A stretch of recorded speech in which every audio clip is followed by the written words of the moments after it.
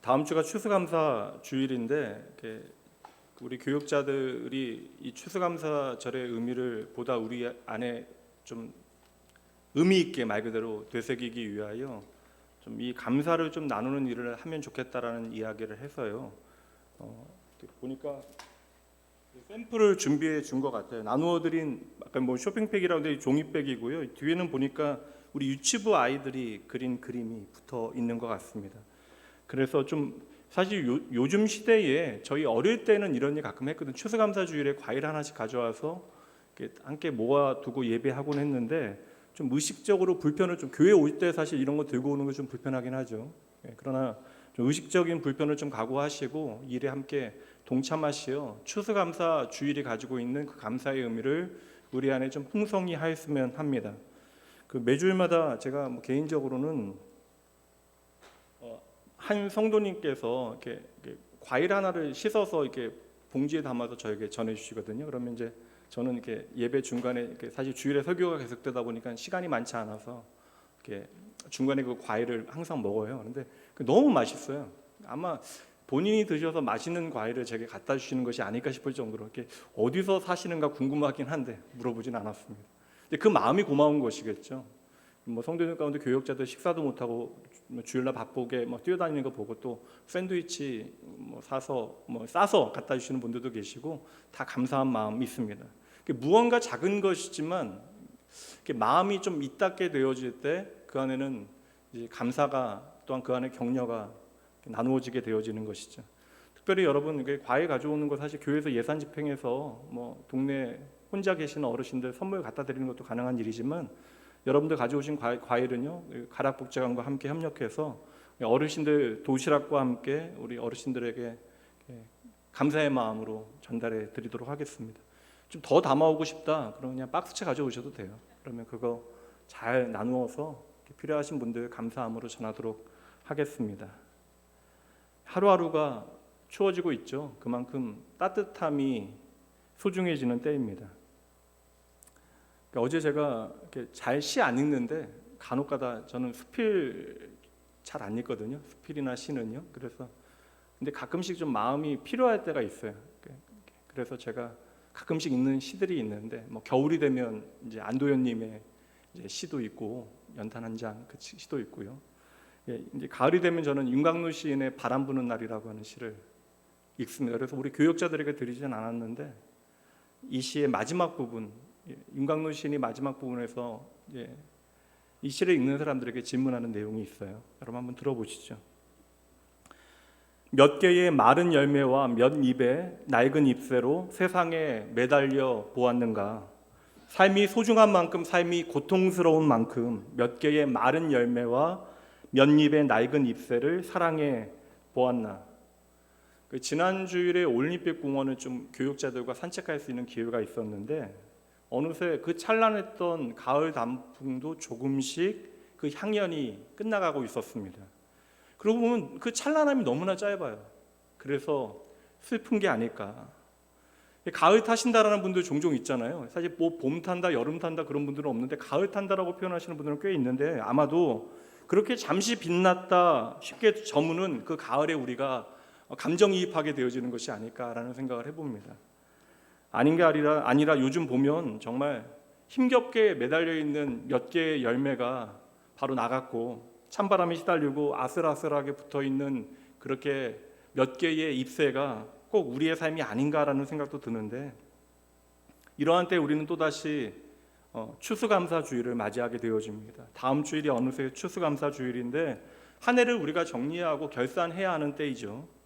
그러니 우리가 세상과 다르게 좀 다시 한번 정신 차리고 믿음의 눈으로 내 삶에 대한 하나님의 은혜의 흔적들을 좀 찾아가 봐야 하지 않을까. 이것은 우리 이 자리에 있는 중고등부 친구들뿐만 아니라 이 자리에 있는 모든 분들이 내 삶의 은혜의 흔적을 우리가 찾아봐야 우리가 하나님 앞에 드릴 수 있는 감사의 내용들을 우리는 발견하게 되어지는 것이죠. 그러니 특별히 여러분의 2022년이라고 하는 시간 가운데 여러분의 삶의 공간 가운데 담겨진 여러분의 감사의 이유들을 다시 한번 돌아보셔야 합니다. 오늘은 성례 주일로 지키게 되어집니다. 오늘 내려오시면서 이제 오늘이 성례 주일이냐고 이야기하시는 분도 계시던데 그 의미가 뭔지 모르겠어. 그럼 예배 늦게 끝나겠다라는 생각이신지 뭔지 모르겠지만 성례주일이니까 잠시 주제 설교 내용은 멈추고요. 성만찬에 대한 메시지를 나누도록 할게요. 이제 이 설교 다음에 여러분들 성찬에 참여하게 될 터인데, 이 성찬에 담겨진 예수님의 마음이 무엇일까 함께 잠시 생각해 보도록 합니다. 인류 역사 가운데 가장 멋진 최고의 작품, 그림을 뽑는다 할 때 언제나 후보에 거론되어지는 작품 가운데 하나가 레오나르도 다빈치의, 미술을 잘 모르는 사람도 다 알고 있는데, 밀라노에 있는 산타 마리아 델라 그리체라고 하는 성당에 벽화로 그려져 있는 그림이에요. 복원이 되어진 그림인데, 이 벽화인 최후의 만찬이라고 하는 그림이 언제나 그 후보에 꼽히게 되어집니다. 워낙 유명한 작품에다가 이 구도 자체도 이제 원근법이나 그런 거 여러분들 미술 배웠겠지만 너무나 좀 대범하고 아주 표본적이라 많은 미술 하는 사람들뿐만 아니라 많은 사람들이 이 그림 구도나 그런 것들에 대해서 공부하기도 하고, 또 많은 화제를 가져왔던 그림이기도 하고, 그렇게 많은 사람들이 사랑하는 것만큼 또 대담한 음모론들이 이 안에서 꼽히어서 요한의 모습이나 그런 가룟 유다의 모습이나 그런 것들로 아주 대단한 음모론까지 만들어냈던 아주 걸작이죠. 그래서 이 음모론을 근거로 미국에서는 영화로 만들어져서 엄청난 세계적인 흥행을 만들어내기도 했습니다. 오늘 우리가 말씀을 통해 살피게 되어지는 성만찬이 바로 이 그림의 이야기예요. 우리는 오늘 이 그림이 아니라 성경이 보여주고 있는 이 성만찬에 대한 말씀을 함께 살펴보도록 하죠.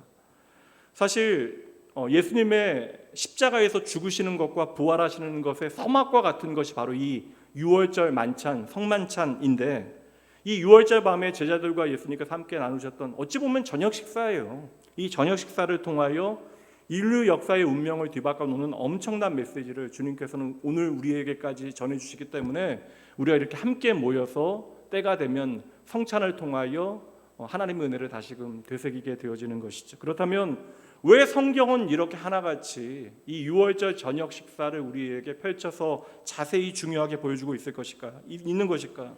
이 최후의 만찬에 대하여 우리가 이해하기 위해서는 그 만찬이 열렸던 날에 좀 주목할 필요가 있어요. 말씀드린 대로 유월절 저녁에 열리게 되어지는데, 이 유월절의 기원에 대해서 다시 한번 좀 생각해 보는 것은 처음 듣는 분도 계실 것이고 이미 알고 계시는 분들도 계시겠지만 참으로 의미가 있는 일입니다. 역사적으로 유월절은 하나님께서 이스라엘 백성들을 잊지 아니하셨다. 그래서 그들을 다시 하나님의 백성으로 불러내시겠다는 그 약속을 지키시기 위하여 애굽의 속박에서 고통당했던 이스라엘 백성들을 온전히 구원하신 때를 유월절이라고 지키게 되어집니다. 여러분 잘 아시는 대로 이집트의 파라오, 성경에는 애굽의 바로왕이라고 되어 있는데, 애굽의 바로왕은요 이제 요셉과 상관없는 왕이 나오게 되어지면서 날로 커지는 이스라엘 백성들을 나라의 자원, 국부로 이해하게 되어지는 거예요. 그러니까 노동력이 되어지니까 값싼 노동력을 제공하는 히브리 노예들을 도무지 놓아주지 못하는 것이죠. 왜냐하면 히브리 노예들을 내어주는 것은, 나가도록 하는 것은 바로에게는, 나라에게는 엄청난 손해가 되어지는 것입니다. 그래서 하나님께서는 실상은 애굽이 두려워했던 모든 우상들, 모든 것들을 동원해서 당신의 백성들을 구원하시기로 작정하시고 하나하나 그러한 일들을 이루시는데, 그 과정이 여러분들이 흔히 아는 10가지 재앙의 이야기예요. 근데 정확하게 이야기하면 10가지 애굽 사람들이 두려워하는 그 애굽의 우상들에 대한 하나님의 심판이 되어지는 것입니다. 근데 하나님께서 한꺼번에 그것들을 쏟아부으시는 것이 아니라 한 가지 한 가지를 통하여 애굽 사람도, 바로도 마음을 돌리시기를 하나님께서 원하셨던 것이죠. 그런데 바로가요 왔다 갔다 하면서 끝까지 포기하지 못해요. 사람이 그렇습니다. 이미 내 손에 있는 것으로 여겨지는 그것들을 내려놓는 것, 포기하는 것은, 내가 붙잡고 있는 것을 놓는 것은 너무나 어려운 일이에요. 그러니 바로는 여하튼 내가 이것을 붙잡고 있는 것이 나에게는 유익이다라고 생각해서 내가 너희를 보내주겠다라고 여러 번 약속하고도 다시금 마음을 되돌렸던 것입니다. 그리고 하나님의 마지막 심판이 임하게 되어지는데, 그것은 애굽 땅에 있는 처음 난 것이 다 생명을 잃게 되어지는 거예요. 이것은 바로 죽음이라고 하는 것인데, 그러니까 애굽에 더 이상 미래가 없다라는 것입니다. 처음 난 것이 사라진다라는 것은 이제 그 죽음이라고 하는 것을 죽음이라고 하는 것을 통하여 하나님 없는 인생은 결국 그렇게 전부 죽을 수밖에 없다라는 것을 보여주시는 중요한 사건인 것인데, 그날 밤 이스라엘 백성들도 그 애굽 땅에 있잖아요. 그 애굽 땅에 있는 이스라엘 백성들의 가정에도 그러한 비극이, 그러한 심판이 임하게 되어지는데, 하나님께서는 모세에게 명하시어 이스라엘 사람들이 머무는 그 집 문 앞에, 쉽게 얘기하면 문설주라고 불리어지는 그곳에 어린 양의 피를 발라 놓으면 그 어린 양의 피가 발라져 있는 집은 죽음이 그냥 이렇게 지나가도록 하나님께서 명하십니다. 그래서 여러분, 죽음이 넘어갔다, 영어로는 패스오버, 이것은 이제 한자어로 풀면 6월이에요. 그러니까 6월 달에 있어서 6월절이 아니라, 그래서 하나님의 그 은혜로 죽음이 넘어갔다라고 하는 것을 한자어로 표시해서 구원의 사건을 표시하기 위해서, 우리는 의미하기 위해서, 기념하기 위해서 6월절이라고 이야기하는 것입니다. 특별히 이스라엘 백성들은 이 6월절이 시작되어지면 이제 누룩이 없는, 발효되지 않는 빵을 먹게 되어져요. 그래서 여러분 들어보신 분도 계시겠지만 무교병이라고 부릅니다. 그래서 6월절이 이제 시작이 되어지면 그 다음 날부터 일주일 동안 무교절이라고 하는 절기가 시작되어져요.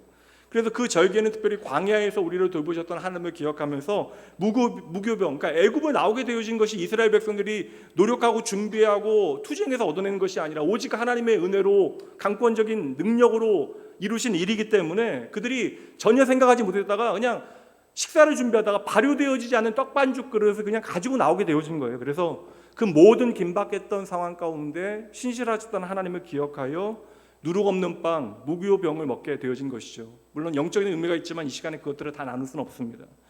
그래서 6월절이라고 하는 것은 이 땅의 모든 사람들의 구원자로 오실 예수 그리스도의 십자가를 우리에게 비추어 주는 거예요. 그래서 이 6월절 사건은 예수님의 십자가 사건과 직접적으로 연결이 되어지는 것입니다. 흠없는 어린 양은 그 애굽 땅에 있는, 죽음의 땅에 있는 이스라엘 백성들을 살리는 흠없는 어린 양은 바로 죄 없는 예수 그리스도를 가리키는 것이고, 문설주에 바른 피는 바로 우리들을 위하여 흘리신 십자가의 예수님의 보혈을 의미하는 것이죠. 그래서 그 먼 옛날 어린 양의 피가 애굽 땅에 있었던 이스라엘의 모든 장자들의 목숨을 살렸듯이 예수 그리스도의 피가 모든 하나님의 백성들에게 영원한 생명을 주셨다라고 하는 사실을 우리는 기념하게 되어지는 것입니다. 그래서 이 6월절 절기에 정확하게 예수님의 십자가 사건이 벌어지게 되어져요. 이것은 뭐 하나님의 큰 그림이기도 하지만 저는 짝맞추기가 아니라고 생각해요. 저와 여러분으로 하여금 하나님의 그 크신 뜻을 이해하도록 하시기 위하여 우리를 향하신 하나님의 배려라고 저는 확신을 합니다. 그러니 이 6월절 만찬이 얼마나 중요한 일이에요. 이제 하나님께서 너희를 나의 백성 삼겠다, 열방이 하나님께로 돌아오게 하겠다라고 하는 그 구원의 약속이 온전히 이루어지는 그 시작점이 그 6월절 저녁에 식탁이 되어지는 것이죠. 여기까지는 이제 제가 설명을 드린 거고, 그럼 중요한 이벤트잖아요. 중요한 이벤트는 뭘 해야 돼요? 우리 친구들, 중요한 이벤트에는 소중한 사람을 위해서 우리가 이벤트를 한다라고 하면 이벤트의 중요한 건 뭐예요? 가장 핵심은 준비잖아요. 준비. 이벤트는 준비를 잘해야 된다고요. 이벤트는 준비가 생명입니다. 그래서 예수님께서는 이 중요한, 그러니까 예수님만 지금 더 중요하다고 생각하는데 이 특별한 이벤트를 위하여, 저녁 식사를 위해서 제자들에게 미리 성만찬 준비를 시키세요. 저녁 준비를 이제 부탁하십니다. 특별히 베드로와 요한을 미리 보내셔서 6월절 만찬을 열 수 있는 장소를 섭외해라, 준비해라. 쉽게 얘기하면 오늘로 이야기하면 식당 예약과 같은 것입니다. 그런데 이게 쉬운 일이 아니에요. 왜냐하면 지금 6월절이라고 하는 절기는 이스라엘 최고의 명절이에요. 그러니까 대목입니다. 요즘으로 이야기하면 황금 연휴에 예약도 없이 가장 인기 있는 식당에 가서 10명이 넘는 사람들이 함께 모여서 식사를 할 수 있는 장소를 찾아내야 하는 것입니다. 그러니까 사실 불가능한 일이죠. 그래서 말씀해 보면 기가 찼다라는 표현이 안 나오지만 아마 베드로와 요한도 이게 좀 도무지 어려운 일 같아서 예수님을 향하여 그냥 예수님께서 명하시면 가면 되는데 어떻게 우리가 준비해야 되겠습니까? 라고 묻게 되어져요. 근데 주님은 다 아시니까, 이 상황을 아시니까 바로 그 일에 대해서 구체적인 코칭을 주세요. 그러니까 너희가 성 안에 들어가게 되어지면 양동이를 들고 있는 사람을 보게 되어질 것이다. 양동이를, 물동이를 들고 가는 한 사람을 보게 되어질 것이다. 이건데 사실 물 이고 가는 사람이 한두 명이겠냐고요. 이거 서울에서 김서방 찾기나 마찬가지죠. 그런데 헬라어 성경에 보면 정확하게 물동이를 메고 가는 한 남자를 만나게 되어질 것이다. 이러면 이 문제는 문화적으로 해석을 하면 너무나 쉬운 문제예요. 왜냐하면 문화적인 이해가 좀 필요하긴 한데 당시의 물동이는요, 남자들이 매는 것이 아닙니다. 물동이는 여자들이 드는 것이지 남자들이 드는 것이 아니. 지금은 여자들이 들면 안 되죠. 근데 그 당시에는 남자들이 들지 않았어요. 그러니까 매너가 좋아서 자기 아내를 위하여 물동이를 매주는 착한 남자라고 하는 것은 그 당시에 존재하지 않았다라는 것이죠. 그러니까 지금 성 안에 들어가게 되어지면 물동이를 맨 남자를 찾는 일은 그렇게 어려운 일이 아니다. 주님께서 지금 명하시는 것은 전혀 불가능한 일을 명하시는 것이 아니다. 그러니까 그 주님께서 말씀하시는 것은 그 남자를 만나게 되어지면 그 남자만 따라가면 우리가 넉넉히 식사할 수 있는 좋은 장소를 제공받게 되어질 것이다 라고 말씀해 주시는 거예요. 그러니까 주님 말씀대로 베드로와 요한이 했더니 거짓말처럼 적절한 장소가 이미 준비되어져 있는 거예요. 예수님께서 예루살렘에 들어오실 때에도 나귀가 필요하다 말씀하셨는데 이미 예수님께서는 나귀를 준비해 두시고 제자들이 그것을 가지고만 왔잖아요. 마찬가지로 예수님께서는 인류 역사 가운데 너무나 중요한 이 유월절 최후의 만찬을 준비하실 때 주님께서 다 준비해 놓으시고 제자들에게 그 일에 동참할 수 있도록 하신 것입니다. 이거 부모님들은 좀 이해되실 거예요. 어린아이들에게 저녁 식사를 준비할 때 가족들이 어린아이들에게 수저라도 놓게 하시는 것은 애들 일 시켜 먹으려고 하는 것이 아니라 가족으로서 그 일에 동참하는 기회를 주는 것이죠. 그래서 우리가 한 가족이라고 하는 것을 그 작은 일들을 통해서 확인하게 하기 원하는 부모님의 마음이 아니신가요? 곧 연말이고 결산이니까 마음이 분주합니다. 이게 사실 좀 중요한 일도 앞두고 계신 분도 계시고 이번 주 우리 저 지금도 왜 그런지 모르겠어요. 지금도 그냥 아이들 수능 이야기 나온 게 떨리기도 하고 오늘 되니까 오전에 일부 예배 참석한 아이 기도해 주는데 그러니까 제가 더 긴장이 좀 되게 아이가 더 긴장되겠는데 기도해 주는 저도 긴장되고 사실 세상적으로 우리가 어떠한 영적인 기념일을 지킬 만한 여력이 우리에게 없어요. 세상적인 스케줄이 되지 않습니다. 그러니까 오늘 당장 6월절을 지킬 만한 어떠한 영적인 쉼표를 찍을 만한 여유가 오늘 이 자리에 있는 여러분에게 없을 수도 있습니다. 그래서 오늘은 집에서 온라인으로 예배할 걸 와서 후회하신 분들도 계실 수 있죠. 근데 우리가 아무리 바쁘다 할지라도 주님께서 우리에게 요구하시는 우리에게 원하시는 영적인 이벤트, 영적인 때가 있다라는 사실을 그 타이밍이 있다라는 사실을 잊지 마셔야 합니다. 그때에는 우리가 주님의 음성을 듣게 되어진 그 말씀에 즉각적으로 순종해야 돼요. 아무리 바빠도 주님께서 기도하라라고 부르실 때는 우리가 기도해야 되는 때입니다.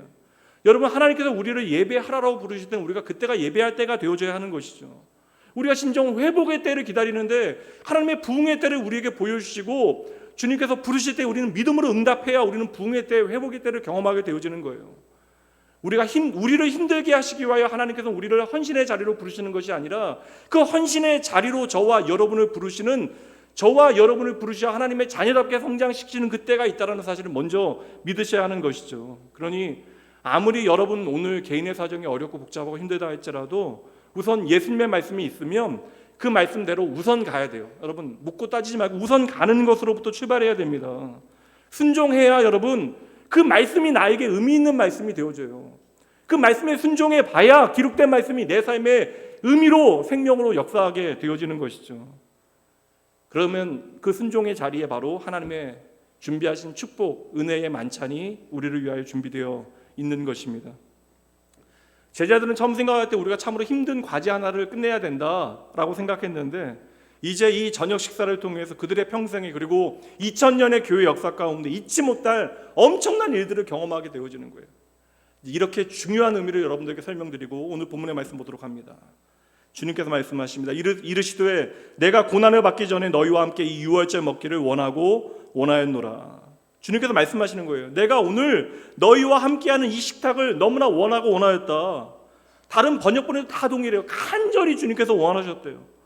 매년 다가오는 유월절의 이 식사를 왜 주님께서는 이렇게 간절히 특별하게 원하고 계실까? 왜냐하면 말씀드린 대로 이 유월절 만찬이 바로 다음날 있게 되어질 예수님의 십자가 사건과 직접적으로 연결되어져 있기 때문에 그러한 거예요. 주님께서는 그러므로 알려주기를 원하시는 것이죠. 이 마지막 식탁을 통하여 내가 너희에게 보여주는 그 십자가의 의미가 무엇인지를 깨닫게 되어지기를 주님께서는 원하셨던 것입니다. 그래서 여기 성만찬에 우리가 참여하게 되어질 때 기대할 수 있는 세 가지, 그 성만찬에 담겨져 있는 세 가지 신비로운 하나님의 은혜 살피고 성찬에 참여하도록 할게요. 첫 번째요, 성만찬은 천국 잔치의 예고편이다. 원래 여러분 6월절 저녁 식사를 하게 되어지면 떡과 포도주와 더불어 더 중요한 게 있어요. 어린 양의 고기가 있어야 됩니다. 여러분 고기 빠지고 잔치라고 얘기할 수 없잖아요. 근데 이 자리에는 지금 어린 양의 고기가 없어요. 근데 진짜 유월절 만찬에는 떡과 포도주와 반드시 이 고기가 있어야 돼요. 어린 양의 고기가. 근데 사실은 이 유월절 만찬이, 예수님이 지금 여시는 유월절 만찬이 진짜 유월절 만찬의 하루 전에 지금 있는 겁니다. 그러니까 다음 날이 되어져야 유월절 만찬을 위하여 어린 양을 잡는 행사가 예루살렘 안에서 벌어지는데 아직 어린 양을 잡지 않은 거예요. 그러니까 고기가 없는 것입니다. 그러니까 유월절 어린 양을 잡는 오후 3시에 예수님께서는 친히 당신께서 유월절 어린 양으로 십자가에 달려 죽임을 당하게 되시는 것이죠. 구약 성경에 계속 나오는 게 뭐냐면 이스라엘 백성들의 죄를 대신하여 죽임당하는 어린 양이 등장하는데 그 어린 양의 실체가 바로 저와 여러분을 위하여 죽으시는 예수님이시기 때문에 참 의미 있는 일이죠. 그래서 예수님을 처음 보게 되어진 세례 요한은 예수님을 보자마자 말하죠. 요한복음 1장 29절입니다. 보라, 세상 죄를 지고 가는 하나님의 어린 양이로다. 그리고 예수님께서는 내가 이 자리를 너무나 원했다, 내가 너희와 이 저녁 식사를 하기를 너무나 간절히 원했다라고 말씀하시면서 16절 말씀해 보면 이 유월절이 하나님의 나라에서 이루어질 때까지, 그러니까 이게 마지막이 아니라 다시 하나님의 나라에서 이 식사의 자리가 마련될 것인데 그때까지는 다시 먹지 아니하리라. 18절 말씀 보세요. 내가 이제부터 하나님의 나라가 임할 때까지 포도나무에서 난 것을 다시 마시지 아니하리라. 이 말씀이 어떠한 의미겠어요? 내가 너희와 육신을 가지고 하게 되어지는 마지막 식사이니, 십자가에서 죽으시게 되어지시니 이것이 바로 너희와 함께하는 마지막 식사의 자리이다라는 것을 말씀해 주시는 것이죠. 여러분, 이제 예수님께서 다음날 십자가에 달려 죽으시는 일은 육신의 고통으로 끝나는 것이 아닙니다. 육신의 고통보다 예수님께서 더 두려워하시는 것은 하나님과의 그 영혼의 단절이에요.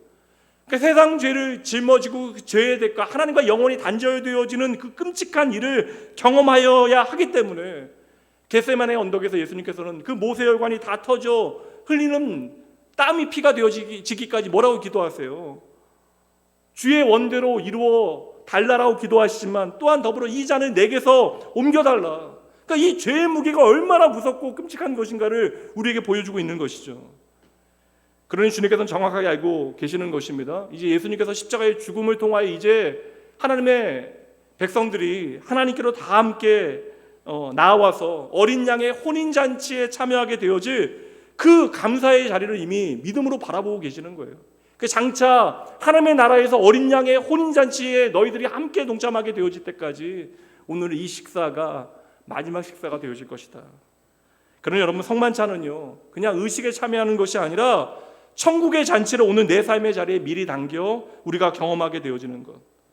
그래서 우리는 하나님의 식탁에 앉아서 하나님께서 나에게 어떠한 의미인가를 다시 한번 우리는 믿음으로 확인하게 되어지는 것이죠. 그래서 주님께서는 부탁하시는 거예요. 오늘 말씀의 제목이 Remember me, 나를 기억하라, 나를 기억해다오. 주님 다시 오실 때까지 우리는 이 거룩한 예식인 성만찬에 참여하면서 우리의 삶의 십자가의 의미가 무엇인지 되새겨내고 예수 그리스도 안에서 내가 어떠한 존재인가를 계속해서 기억해내야 하는 것입니다. 여전히 우리가 세상 가운데 참 정신없게 살아가요. 그리고 우리 아이들 이야기한 것처럼 이제 교회 다니는 것이 우습게 여겨지는 시대를 살아가면서 정신없이 우리에게 주어진 삶의 시간들을 내가 열심히 내는 것 같지만 이 모든 것들이 분명 세상 안에서 허무하게 되어지는 때가 있습니다. 그럼 믿음으로 다시 한번 확인하셔야 돼요.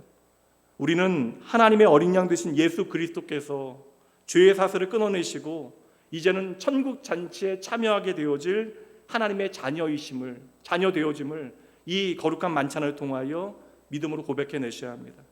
한번 따라해 보시죠. 이제 우리는 하나님의 자녀입니다. 이거 고백해내셔야 돼요. 다시 한번요. 이제 우리는 하나님의 자녀입니다. 성만찬에 담겨져 있는 놀라운 은혜요. 두 번째는 따라해 보시죠. 성만찬은 감사의 자리입니다. 여러분, 이 성만찬은 이 성만찬의 하이라이트, 성만찬의 우리의 그 자리에서의 최고의 묘미는 바로 이 감사에 있다라는 거예요. 그래서 반복되어지는 표현이 있는데 보시죠. 17절. 이에 잔을 받으사 감사기도 하시고 이르시되 이것을 갖다가 너희끼리 나누라. 주님께서 먼저 하나님께 감사하시는 이게 사실 역설적이거든요. 모든 것을 다 하시고 이제 다음 날 오늘 밤에 잡히시어 십자가의 길을 걸어가게 되어지 모든 과정을 다 하시는데, 이 모든 과정을 다 하시는데 죽음을 목전에 두고 감사하십니다. 19절 말씀 또 보세요. 또 떡을 가져 감사 기도하시고 떼어 그들에게 주시고, 잔을 드시는 것만 감사하신 것이 아니라 이 떡을 나눌 수 있는 것도 감사 기도하시는 거예요. 그러니까 빵을 나누고 이 떡을 나누고 찢어 나누고 이 잔을 나누는 것이 예수님께 왜 감사의 이유가 되어졌는지 우리는 십자가를 통해 확인하게 되어지는 것이죠. 그래서 성만찬을 영어로는 유카리스트라고도 이야기합니다. 이 유카리스트는 헬라어로 유카리스티아라고 하는 감사라고 하는 단어로부터 왔어요. 이 감사는 영어로는 땡스기빙입니다. 우리가 다음 주에 지키는 땡스기빙 데이, 그러니까 추수감사 주일이 바로 이것과 연결이 되어지는 거예요. 여러분, 그래서 성만찬에 정말 위대한 신비가 있다면 감사하지 못할 만한 조건과 환경 가운데 있을지라도 우리가 감사할 수 있다라는 거예요. 감사라고 하는 것은 여러분, 하나님께서 우리에게 주신 은혜를 은혜라고 내가 고백해내는 것입니다. 그러니까 내게 주신 은혜를 우리가 기억하게 되어질 때 내 안에서 그 고백을 하나님을 향하여 터뜨리는 것이 바로 감사가 되어지는 것이죠. 그럼 오늘 이 자리에서 내가 성만찬에 참여하면서도 감사하지 못하면 그것은 참으로 안타까운 일. 여러분, 받은 것이 무엇인 줄 아신다면 대충 오늘 성찬에 참여하시면 절대 안 됩니다. 누가 여러분 귀하게 여겨서 밥 한 끼 대접해 주셔도 너무나 고마운 일이잖아요. 저도 그래서 고마워서 그 과일 하나 먹을 때에도 그 성도님 위해서, 가정 위해서 기도하고 먹어요. 누가 여러분들을 위해서 송파에 집값 좀 떨어졌다고 집 하나 공짜로 사준다고 생각해 보세요. 얼마나 놀라운 일입니까? 여러분, 내가 죽어야 되는데 누군가 나를 대신하여 자신의 생명을 버려서 나의 생명을 구해줬다고 생각해 보세요. 여러분, 이게 어떠한 일이냐고요. 제가 예전에 뉴스에서 화재 현장에서 자기 아이 아파트에서 구해줬다고 소방관 붙잡고 엉엉 울던 어머니 모습이 지금까지 기억이 나요. 이게 마땅한 감사입니다. 오늘 성찬에 참여하며, 사실 이거 여러분들이 준비한 거 아니잖아요. 이거 다 예수님께서 우리를 위하여 차려놓으신 밥상인데 다른 것들은 제가 다 모르겠습니다. 우리가 다른 것도 다 우리의 인생에서 치워버린다 할지라도 적어도 여러분, 나를 위하여 죽으시고 부활하여 우리로 하여금 하나님 앞으로 나아가게 하신 하나님의 아들이라고 하는, 딸이라고 하는 이름으로, 하나님의 자녀라고 하는 이름으로 하나님 앞에 나아갈 수 있게 하신 하나님의 그 놀라운 은혜에 대한 감사는 적어도 우리의 입술로부터 터져 나와야 하는 것입니다. 알아요, 여러분. 너무나 고된 하루하루의 삶을 살아가다 보면, 고생하다 보면 적어도 나의 삶에 감사할 것이 오늘 하나도 없다라고 여겨질 수도 있습니다. 근데 여러분, 그것은 착각이죠. 정말 하나님이 내게 주신 것이 무엇이냐라고 이야기하신다면 여러분, 그 생각 바로 잡으셔야 합니다. 여러분들은 예수 그리스도의 십자가 때문에 이제 반드시 결단코 천국 문을 통과하게 되어질 것입니다. 내가 평생에 단 한 번도 성찬에 참여하면서 하나님을 위하여 감사의 눈물을 흘려본 적이 없다면 이거 너무나 안타까운 일이에요. 내가 남자이고 기질이 눈물이 없어서, 여러분, 눈물이 우리의 눈에서 흐르지 않는다 할지라도 여러분의 마음에서는 그 감사의 눈물이 반드시 흘러나와야 하는 것이죠. 그렇게 우리가 성만찬에 참여할 때, 진실로 하나님 앞에 감사하게 되어질 때, 이 성만찬은 오늘 우리에게 살아있는 넘치는 축복으로 임하게 되어질 줄 믿으시기 바랍니다. 이제 감사의 절기를 앞두고 있는데 참 힘든 시간 보내고 계시는 분들 저도 이해가 되거든요. 이게 참 어려워요. 실상은 오늘 우리에게, 그러나 감사의 이유와 조건이 없어서 감사하지 못하는 것보다는 어느새 우리가 감사해야만 하는 중요한 이유를 놓치고 있는 것이죠. 그러니까 감사 이유를 다 놓치게 되어지니까 우리의 감사가 너무나 가난해진 것입니다. 인생의 가장 불행한 날에도 과연 감사할 수 있을까? 참 너무나 어려운 일 때문에 저에게 하나님이 정말 살아계시면 너무나 자기가 너무 힘들다고, 하루하루 고달프다고. 근데 기도를 부탁하실 수 있기에 저는 감사하긴 했지만 그 성도님 이야기 들으면서 이게 그래도 감사하셔야 합니다라는 이야기를 쉽게 할 수는 없어요. 그러나 하나님께서 친히 그 마음으로 예수 그리스도의 구속의 은혜, 회복의 사랑이 무엇인지를 깨닫게 되어지기를 기도했습니다. 과연 우리가 감사하지 못할, 그러니까 감사의 한 조각조차도 내가 떠올리지 못하는 그날에도 감사할 수 있을까? 예. 오늘 예수님께서 그렇게 하시잖아요.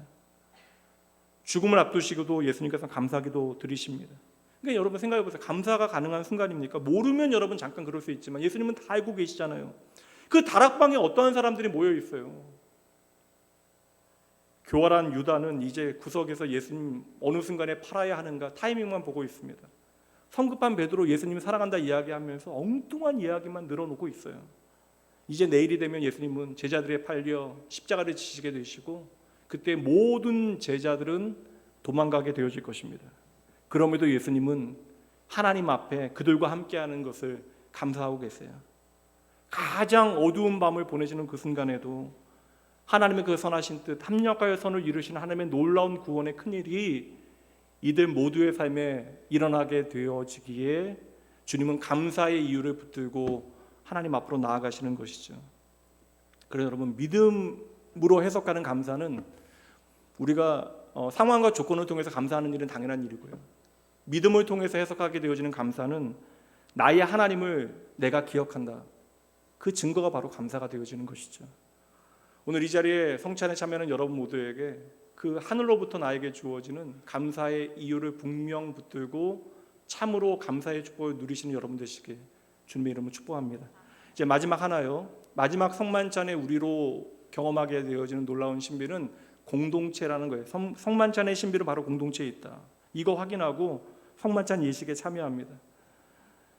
17절 말씀 보도록 할게요. 다시요. 이에 잔을 받으사 감사하기도 하시고 이르시되 이것을 갖다가 너희끼리 나누라. 지금 성만찬을 지금 베푸시는 분은 주님이시지만 제자들에게 부탁하세요. 뭐라고요? 이거 가지다가 너희들이 나누어야 한다. 너희가 나누어야 한다. 제자들이 동참할 수 있는 몫이 있는 거예요. 이건 무슨 의미겠어요? 한번 따라해 보시죠. 우리가 한 가족입니다. 다시 한번요. 우리가 한 가족입니다. 여러분, 이거 의식이 아니라고요. 단지 주의 만찬에 참여한다는 것은 우리가 예수님의 보혈을 통하여 이제 한 가족이 되어졌다는 것이에요. 옆에는 지금 다 가족들도 많이 계시니까 앞뒤 한번 보세요. 예수님의 앞뒤 한번 보세요, 여러분. 이렇게 낯가리세요? 예수님의 보혈을 통하여 우리가 하나 되어진 이야기는 나중에 하셔도 되고요. 보혈을 통하여 우리가 하나 되어진 하나의 가족이 되어졌다. 이거 저는 영속적인 의미가 있어서 사실 우리의 육신의 가족은 하나님의 마음을 깨닫게 하는 은혜의 수단이 되어지지만 이것은 그래서 하나님 나라에 가면 그렇게 의미 있는 일이 아니에요 이제. 근데 이 영속적인 개념, 예수 그리스도의 보혈을 통하여 우리가 하나 되어졌다는 것은 예수의 보혈이 흘러가는 우리가 한 가족이 되어졌다는 것은 영원한 것입니다. 그래서 제가 항상 드리지만 교회 안에서 너무 그러거나 이렇게 갈등이 있거나 분쟁 계속 일어나고 미워하고 싫어하고 그런 일들이 반복되어지면 이거 하나님 나라 가면 좀 부끄러운 일이긴 해요. 목회자인 저도 반성해야 되고 성도님 여러분들도 열심히 교회 믿음의 공동체 안에 내가 더 이상 더 사랑하지 못하고 아끼지 못하는 것에 대해 깊이 있게 여러분 자신을 돌아봐야 합니다. 오늘 성만찬을 우리가 참여하게 되어지면서 마지막 되새겨야 되는 진리, 바로 주님께서 말씀하시는 거, 너희가 한 몸이다. 그러니까 우리가 누군가를 귀히 여기고 사랑하지 못한다는 것은 결국 주님께서 말씀하신 그 보혈의 능력을 우리가 의지하지 못하는 것이죠. 그래서 성만찬을 다른 말로 이야기하면 홀리 커뮤니언, 성도의 영원한 교제라고 이야기하는 거예요.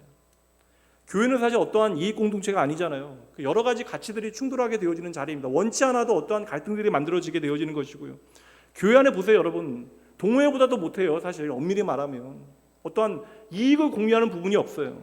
생각과 성격과 가치와 취향과 세대와 경제적 상황까지 너무나 달라요. 그래서 아끼고 사랑하는 마음에서 전하는 말들조차도 오해하게 되어지고, 그러니까 뭔 갈등이 다 생길 수 있는 곳이 바로 교회입니다.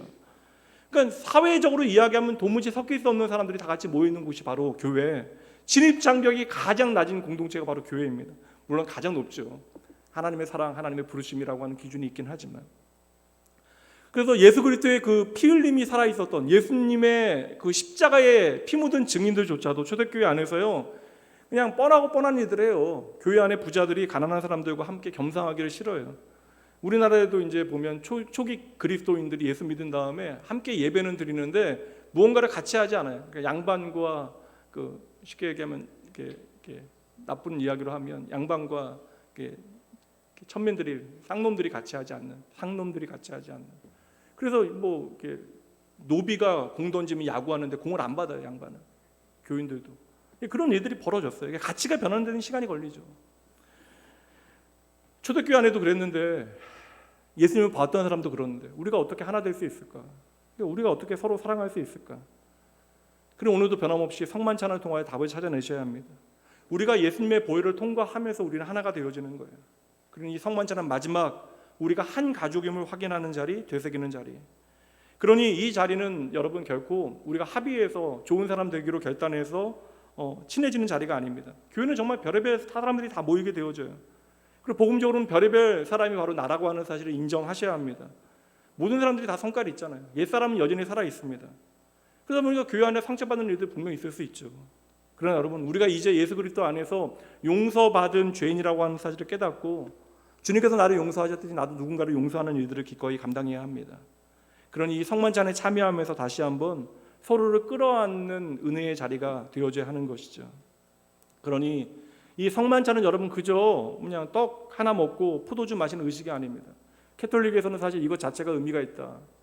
떡 하나 먹고 포도주 마시는 것이 하나님의 몸을 직접 먹고 마시는 것이다 라고 이야기하는데 그 의식의 의미가 있는 것은 결코 아닙니다. 고린도 교회 안에서 실제로요, 부자들이 가난한 사람들 그냥 겉으로는 못해요. 그러니까 교묘하게 교육받고 돈 많아지면 사실 그러기 더 쉬워요. 그러니까 우리가 복음을 통해서 계속해서 우리를 돌아보지 않으면 사실 누구나 그런 자리에 서기 쉽습니다. 고린도 교회 안에서 부자들과 가난한 사람들이 함께하다 보니까 수준 차이가 있는 것이죠. 그래서 부자들이 가난한 사람들이 업신여기는데 티는 안 나야 되니까 가난한 사람들의 사정을 이렇게 악용해서요, 가난한 사람들 하루 종일, 그러니까 노동 시간도 보장되지 않는 시대를 살았기 때문에 하루 종일 일해도 시간 맞추기가 힘들어요. 그런데 가난한 사람들이 하루 종일 일하고 성찬에 참여할 수 없는 시간에 성찬 시간을 정해놓고 자기들끼리 부자들끼리 모여서 성찬 참여하게 됩니다. 그들을 향해 사도 바울이 한 질책 하나만 보도록 하죠. 고린도전서 11장 22절. 너희가 먹고 마실 집이 없느냐? 너희가 하나님의 교회를 업신여기고 빈궁한 자들을 부끄럽게 하느냐? 내가 너희에게 무슨 말을 하랴? 너희를 칭찬하랴? 이것으로 칭찬하지 않겠다. 여러분, 성만찬은 다시 말씀드립니다. 예수 그리스도의 보혈을 통하여 교회의 교인들을 나의 가족으로 다시 사랑하게 되어지는 자리여야 하는 거예요. 그러니 이 자리는 결단과 헌신의 자리가 되어져야 하는 것이죠. 그래서 오늘 우리가 제대로 성찬에 참여한다면 십자가 앞으로 다시 돌아가야 하는 것이고, 이곳에서 우리는 하나님의 나라를 경험해야 되고, 우리를 향한 하나님의 사랑 기억하고 하나님 앞에 참으로 감사해야 되고, 그리고 성만찬 제대로 참여하시면 이 시간, 여러분 이 시간 눈물 흘리시는 것도 중요하지만 누군가를 아프게 한 것에 대하여 진심으로 눈물 흘리시고 여러분 화해의 자리로 만들어내셔야 하는 것입니다. 이제 성만찬 참여하면서 마지막으로 주님 말씀 우리가 마음에 되새기도록 하죠. 요한복음 6장 35절 함께 읽습니다. 예수께서 이르시되 나는 생명의 떡이니 내게 오는 자는 결코 줄이지 아니할 터이요 나를 믿는 자는 영원히 목마르지 아니하리라. 여러분 이 자리, 이 시간 한 분도 여러분 구경꾼 되시면 안 됩니다. 하나님의 은혜의 구경꾼의 자리에 서 계시면 안 돼요. 오늘 성만찬을 통하여 지금 여기 임하시는 하나님의 놀라운 축복을 오늘 나의 것으로 풍성히 누리고 나의 삶으로 살아내는 여러분, 축복된 여러분 되셔야 합니다. 제가 잠깐 기도하고요 성만찬 참여하도록 합니다. 사랑하는 아버지, 이 시간 우리를 향하신 주님 까닭에 주님의 말씀 있기에 저희들 이 시간 주님 앞으로 나아갑니다. 주님께서 저희들을 위하여 하늘 보좌 버리시고 낮고 낮은 이 땅 우리의 모습으로 아버지여 우리 가운데 임하셨습니다. 이러한 주님의 사랑 내가 압니다. 주님 사랑합니다 고백함에도 불구하고 하나님의 나라를 소망하며 하나님의 백성이요 주님의 자녀라고 말하는 저희의 눈과 귀가 여전히 세상을 향하여 있으면 이 시간 솔직하게 고백합니다. 어떻게 하면 더 많이 가질 수 있을까? 어떻게 하면 더 높아질 수 있을까? 어떻게 하면 더 많은 영광을 내가 누리며 살아갈 수 있을까? 그렇게 하루하루 내가 나의 함몰되어 내일을 향한 걱정에서 벗어나지 못한 채로 끝없는 이 땅에서의 소유만을 바라는 저희들의 어리석음을 용서하여 주시옵소서. 이 시간 저희들 있는 그대로 주님 앞에 나의 마음을 아뢰며 나아가오니 주님께서 열어놓으신 성만찬을 아버지여 나의 것으로 풍성히 누리게 하여 주시옵소서. 주님 마음 깨닫게 하여 주시옵소서. 여기에 담겨진 하나님의 값없는 사랑과 나의 존재에 대한 하나님을 향한 감사함이 한 형제를 확인하는 형제의 사랑의 결단과 내 안에 거짓된 것들을 버리는 거룩의 다짐이 있어질 수 있도록 주여 친히 일하여 주시옵소서. 오늘 저희들 주님의 살과 피에 동참할 때 이 자리에 모든 주의 자녀들에게 하늘의 치유와 능력이 경험되어지기 간절히 소원합니다. 감사드리며 나의 주 나의 구원 되신 예수님 이름으로 축복하며 간절히 기도합니다. 아멘. 바로 성만찬 행하도록 하겠습니다. 한식탁에 같이 앉는다라고 하는 것은요